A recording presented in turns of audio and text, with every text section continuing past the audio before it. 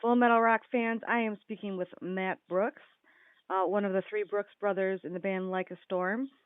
Um, you guys got together, what, 2005, 2004? I mean, as Yeah, a band, we did. Yeah, I mean, the three of us are brothers, right? but we actually all grew up playing in different bands, which a lot of people, you wouldn't expect. So No, that is weird. yeah, so even though we grew up playing in different bands, we always jammed together, and we always had this kind of natural chemistry whenever we played. And after a while, we're like, you know what, man, we should all be in the same band together. And do you have any other siblings, or is it just the three boys, or do you have any other brothers or sisters? No, it's just the three of us. So, do you come from a musical family, or mom, dad, or anybody else in the family musically inclined? Yeah, our mum plays piano, and our dad plays saxophone and clarinet. And our grandfather, our mum's dad, is an amazing pianist. He's, one of those really gifted musicians.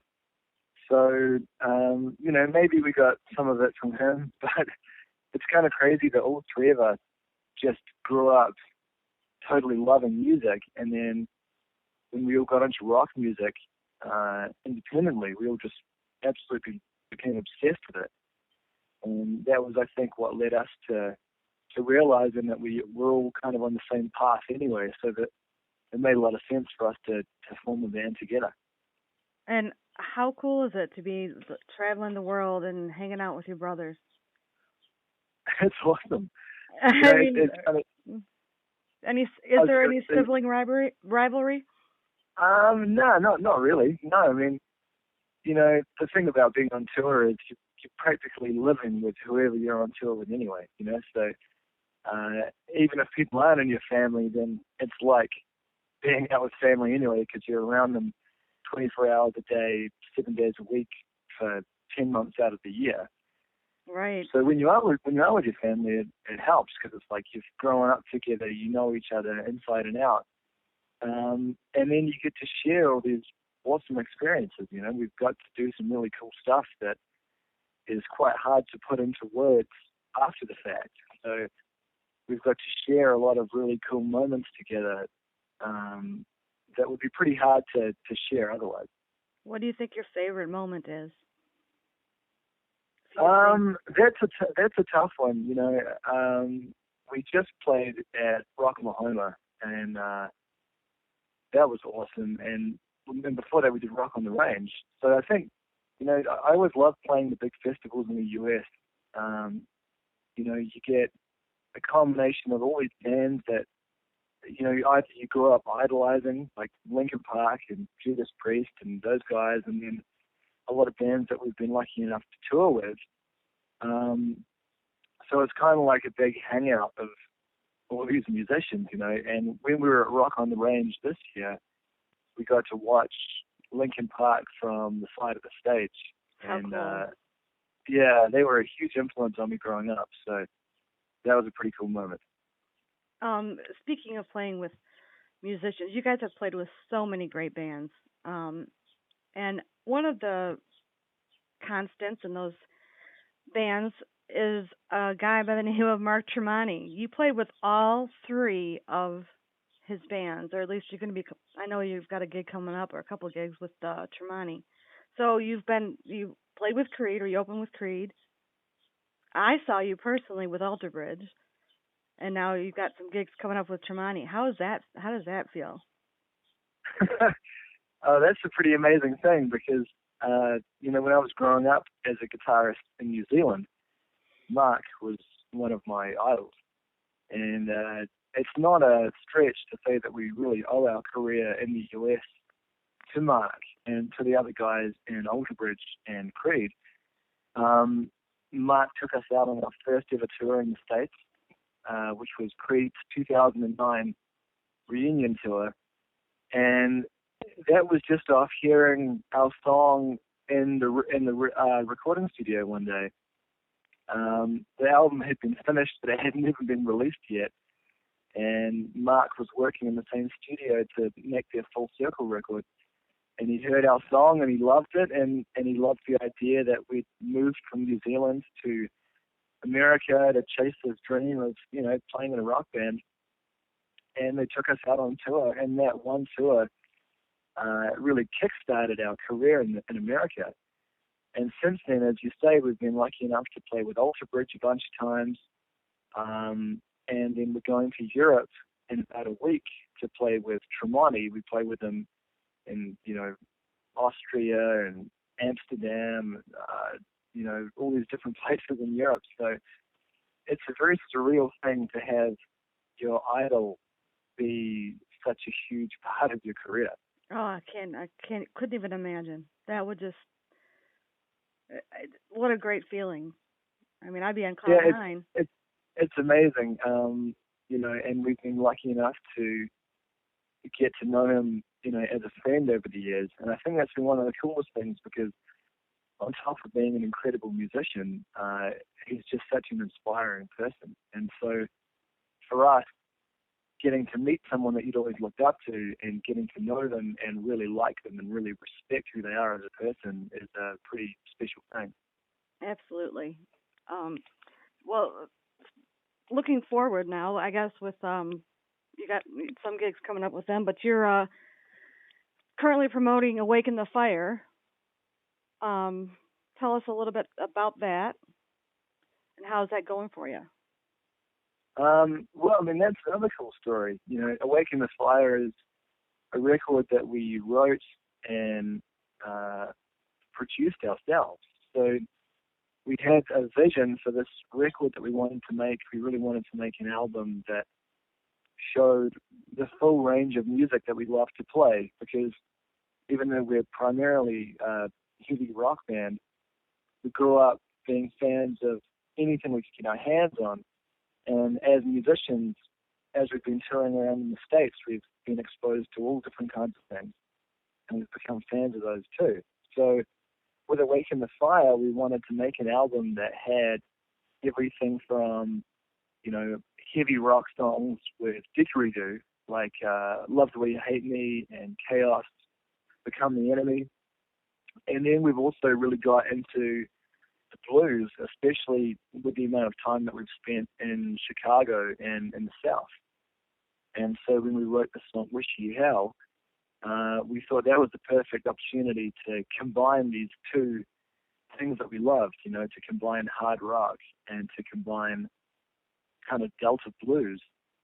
And then also on the record we have some ballads. The other end of the spectrum from the heavy stuff is this song Ordinary, which is just acoustic guitar and a live cellist and vocals. So it's a record that is really special to us, because we truly got to see out our vision of making an album that showed people the full range of music that we love to play. And that song, Wish You Hell, is a beautiful combination of those two things that you're trying to accomplish. I love that song. And how do you guys all play the didgeridoo? No, just Chris. Well, that's not true.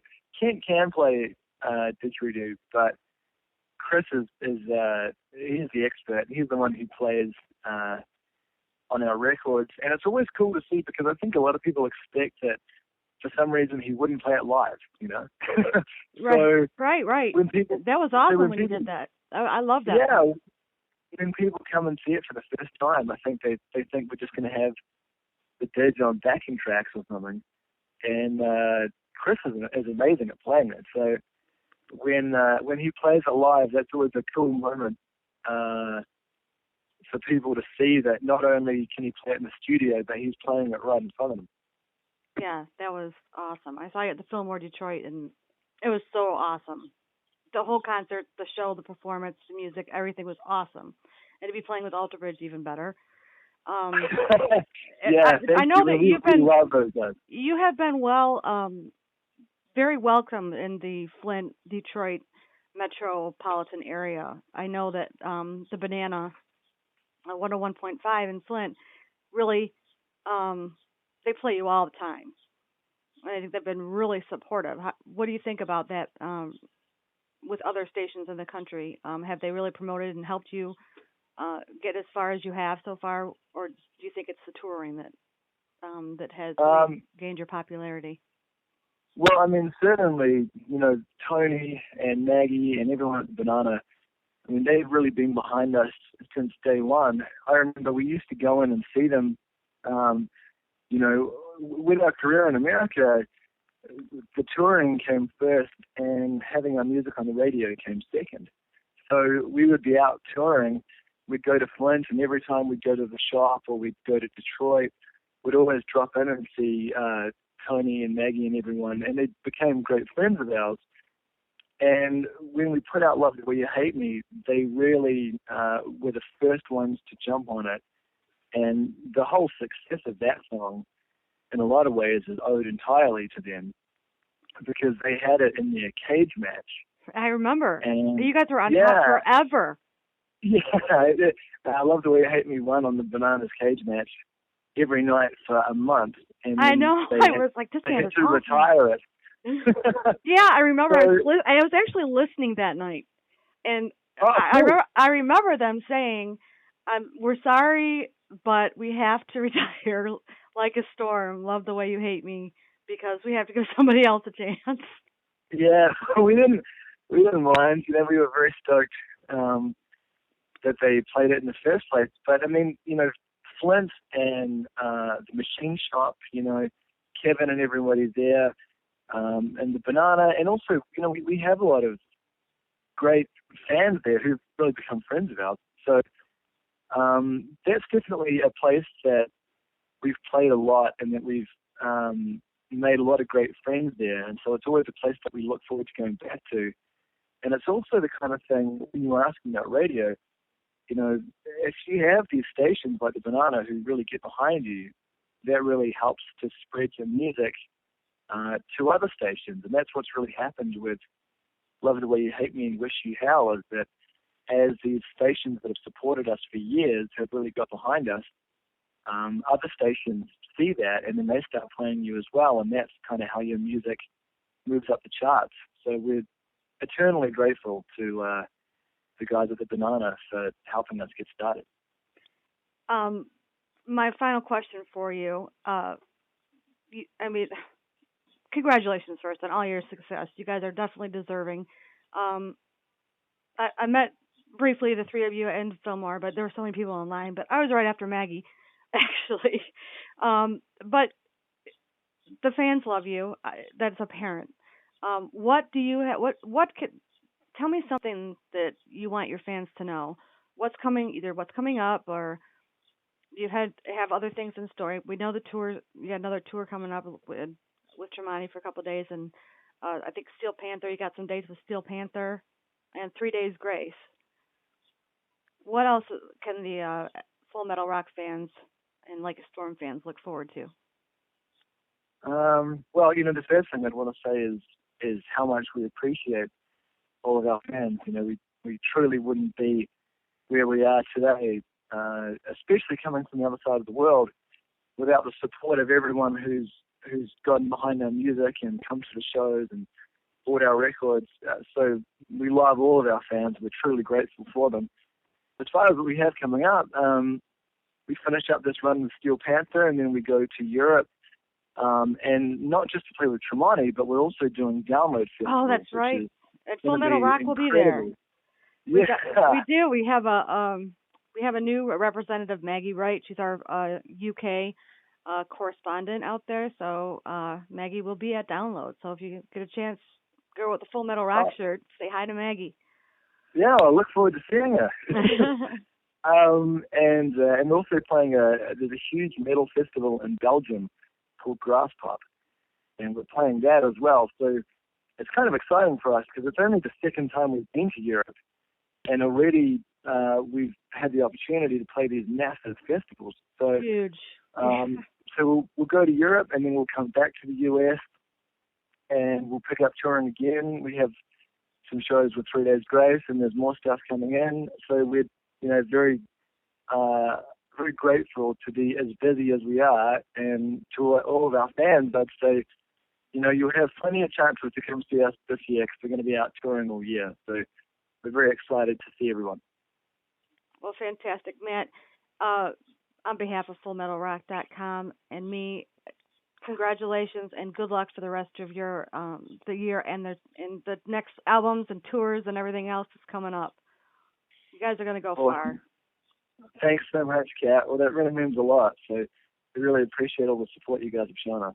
Thanks for taking the time out to talk to Full Metal Rock today. Appreciate it. My pleasure. Anytime. All right. Take care. Okay. Thanks, Kat. No problem. Bye-bye.